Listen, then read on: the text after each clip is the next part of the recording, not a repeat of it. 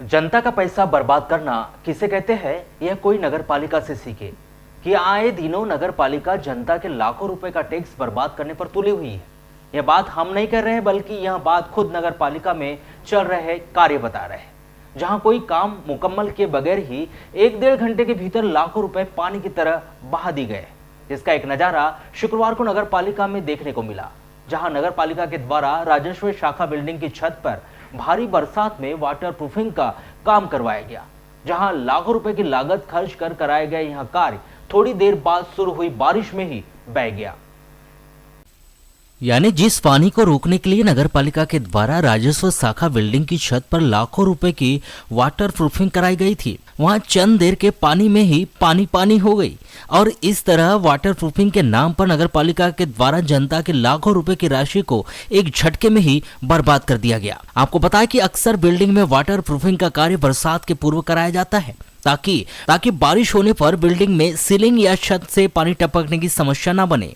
लेकिन नगर पालिका के द्वारा यह कार्य तब कराया जा रहा है जब बरसात लगभग समाप्त सी हो गई। ऐसे में नगर पालिका प्रबंधन पर अब कई सवाल उठने लगे।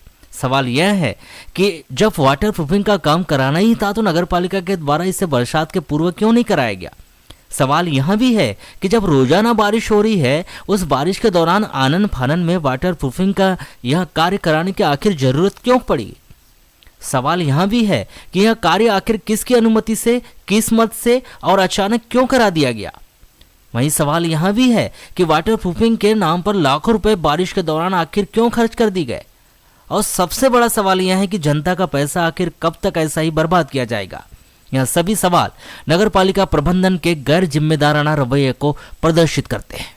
लाखों रुपए की लागत से वाटर प्रूफिंग कर उसे पानी में बहाने वाले इस मामले को गौर करने वाली बात यह है कि नगर पालिका बिल्डिंग में वाटर प्रूफिंग का काम चल रहा है, जबकि इसकी जानकारी नगर पालिका इंजीनियर तक को नहीं है। वाटर प्रूफिंग की अनुमति किसने दी, किस मद से वाटर प्रूफिंग का काम किया गया, कितनी लागत से वाटर प्रूफिंग कराई गई थी और इसका एस्टीमेट किसने बनाया और कब बनाया था, इसकी तक जानकारी नगर पालिका इंजीनियर को नहीं है। इस पूरे मामले को लेकर जब हमने नगर पालिका इंजीनियर ज्योति मेश्राम से दूरभाष पर संपर्क किया तो उन्होंने इस मामले में अनभिज्ञता जाहिर करते इसके किसी भी प्रकार की जानकारी होने से उन्होंने साफ इनकार कर दिया।